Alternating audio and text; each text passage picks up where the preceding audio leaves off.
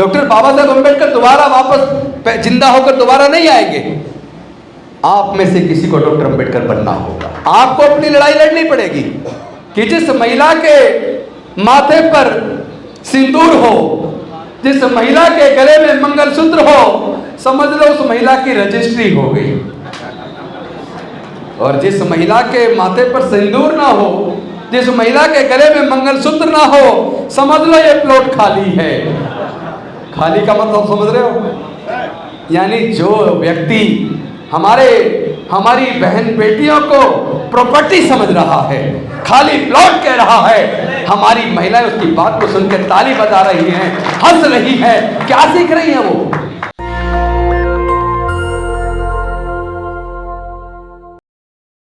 अगर आप सच को जानोगे नहीं, सच को मानोगे नहीं, तो आपका उत्पीड़न होता रहेगा। कोई दुनिया में आने वाला नहीं है जो आपको बचा दे। डॉक्टर बाबा साहेब अम्बेडकर दोबारा वापस जिंदा होकर दोबारा नहीं आएंगे।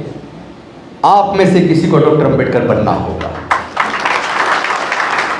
आपको अपनी लड़ाई लड़नी पड़ेगी, क्योंकि आप लोग सच जानते नहीं और आपको ऐसे धर्म के मामलों में सम्मिलित कर दिया, ऐसी चीजों में आपके दिमाग पर एक ऐसी पट्टी बांध दी जो आपकी आंखों को बंद करती है, जो आपके दिमाग पे ताला लगाती है, और वो जो पढ़ाना चाहते हैं आप वही पढ़ते हो। उसका बहुत बड़ा कारण जानते हो क्या है? क्योंकि जब हम समाज के हक अधिकार पर चर्चा करते हैं, आप कोई भी बड़ा बड़ा सम्मेलन उठा के देख लो, आदिवासियों का, अनुसूचित जाति जनजाति पिछड़े वर्ग के लोगों का, माइनॉरिटी के लोगों का, तो आपको वहां पर पुरुष नजर आएंगे, महिलाएं नजर नहीं आती। मुझे खुशी है कम से कम थोड़ी बहुत महिलाएं यहाँ हैं, लेकिन हो क्या रहा है? उनकी व्यवस्था, वो सामाजिक व्यवस्था जो आपको जाति में बांटती है, जिसने आपको 6743 जातियों में बांट दिया, जिसने आपको हजारों साल तक गुलाम बनने पर मजबूर किया, जिसने हजारों साल तक हमारी बहन बेटियों की इज्जत लूटी और आज भी लूट रहे हैं, जो मूंछ रखने पर हमारे युवाओं की हत्या कर रहे हैं, जो गला छूने पर हमारे बच्चों की हत्या कर रहे हैं, जो विरोध करने पर हमारी बस्तियां जला रहे हैं, वो सामाजिक व्यवस्था जिसने आपको जाति में बांटा, जिसने आपको वर्ण में बांटा, जिसने आपको गुलाम बनाया, वो व्यवस्था मजबूत कब हो जाती है?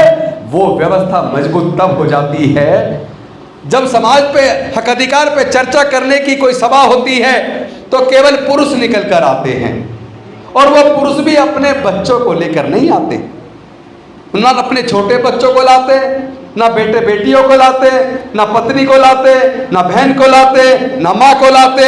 आप अकेले आते हैं, आपस में एक दूसरे को सुनाते हैं, अपने घर चले जाते हैं। तो इधर पुरुष तो आ गए यहाँ, वो तो सुन रहे मेरी बात, और उधर आपके बगल में, गांव में, पड़ोस में, मोहल्ले में कोई कथावाचक आया है।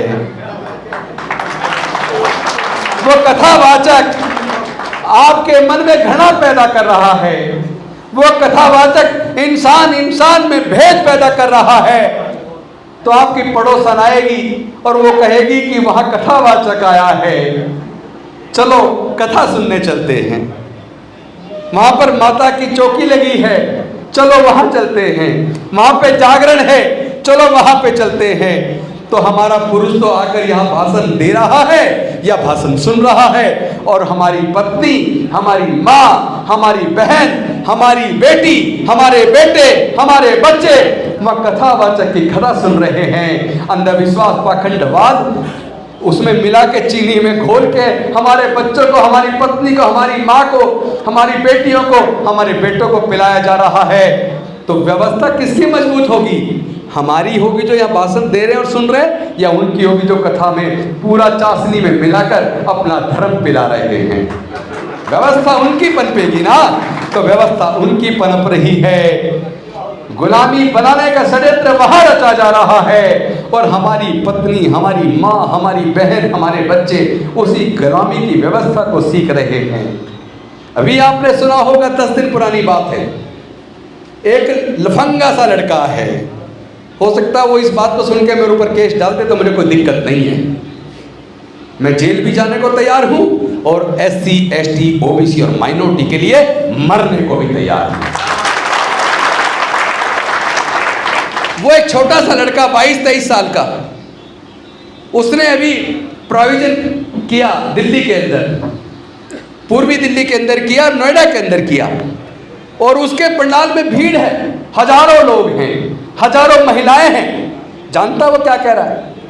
वो कहता है कि जिस महिला के माथे पर सिंदूर हो, जिस महिला के गले में मंगलसूत्र हो, समझ लो उस महिला की रजिस्ट्री हो गई। और जिस महिला के माथे पर सिंदूर ना हो, जिस महिला के गले में मंगलसूत्र ना हो, समझ लो ये प्लॉट खाली है। खाली का मतलब समझ रहे हो? यानी जो व्यक्ति हमारी बहन बेटियों को प्रॉपर्टी समझ रहा है, खाली प्लॉट कह रहा है, हमारी महिलाएं उसकी बात को सुनकर ताली बजा रही हैं, हंस रही हैं। क्या सीख रही हैं वो? क्या महिला प्रॉपर्टी है? अरे बताइए, अगर महिला ना हो तो क्या प्रकृति बचेगी?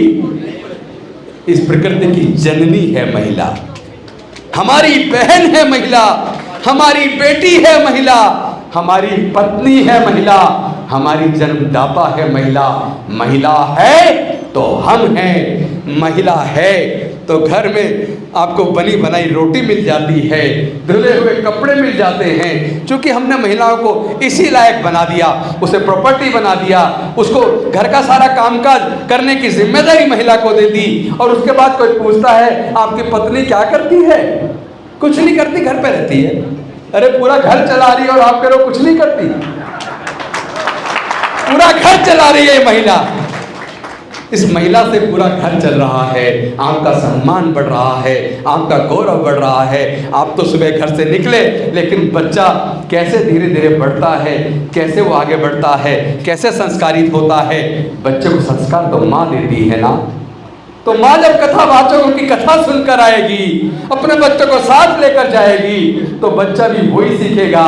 फिर बच्चा अंधविश्वास और पाखंडवाद सीखेगा। वो वैज्ञानिक दृष्टिकोण से नहीं चलेगा, वो उनके दृष्टिकोण से चलेगा।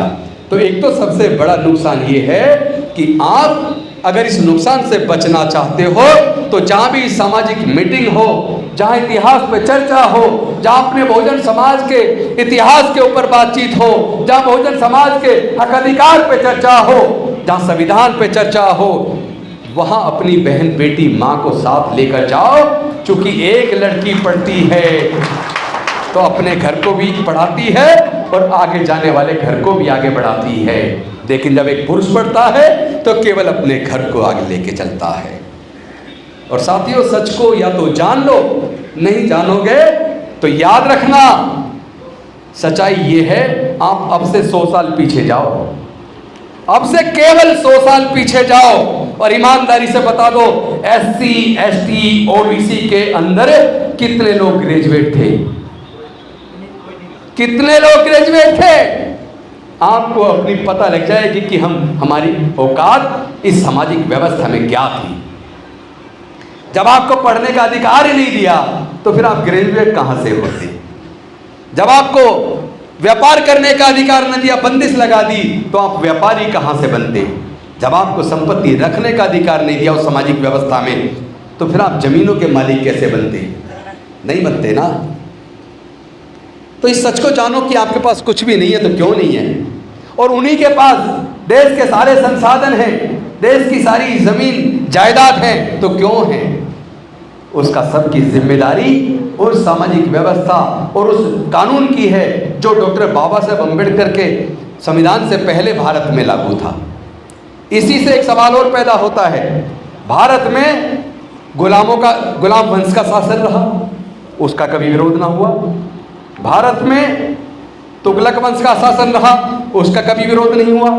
भारत में खिलजी वंश का शासन रहा, उसका कभी विरोध नहीं हुआ। भारत में लोधी वंश का शासन था, उसका कभी विरोध नहीं हुआ। भारत में मुगल वंश का शासन था, उसका कभी विरोध नहीं हुआ। विरोध तो दूर की बात है, अपनी बेटियां बिहा दी, अपनी बेटियां बिहा दी, उसका कभी विरोध नहीं हुआ। लेकिन अंग्रेज आए तो केवल अंग्रेजों का विरोध क्यों हुआ?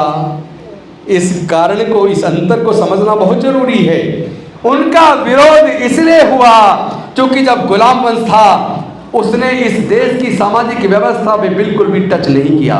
उसने इस देश के SC, ST, OBC तो आज की भाषा है, पिछली भाषा में कहूं तो इसका मूल निवासी, आदिवासी, अछूत, पिछड़ा, उसके अधिकार के बारे में कभी गुलाम वंश ने कुछ नहीं कहा। उनके हक अधिकार के बारे में कभी तुगलक वंश ने कभी कुछ नहीं कहा। उनके हक अधिकार के बारे में कभी खिलजी वंश ने कुछ नहीं कहा। उनके हक अधिकार के बारे में कभी लोधी वंश ने कुछ नहीं कहा। उनके हक अधिकार के बारे में कभी मुगल वंश के लोगों ने कुछ नहीं कहा। लेकिन जब अंग्रेजों का शासन आया तो अंग्रेजों ने इस देश के अनुसूचित जाति, जनजाति, पिछड़े वर्ग, आज की भाषा वाले लोग जिनको अछूत और शूद्र कहते थे, उनके पढ़ने के रास्ते खोल दिए। उनके व्यापार के और संपत्ति रखने के रास्ते खोल दिए। तो ये हमला किस चीज पर था? ये हमला उस सामाजिक व्यवस्था पर था।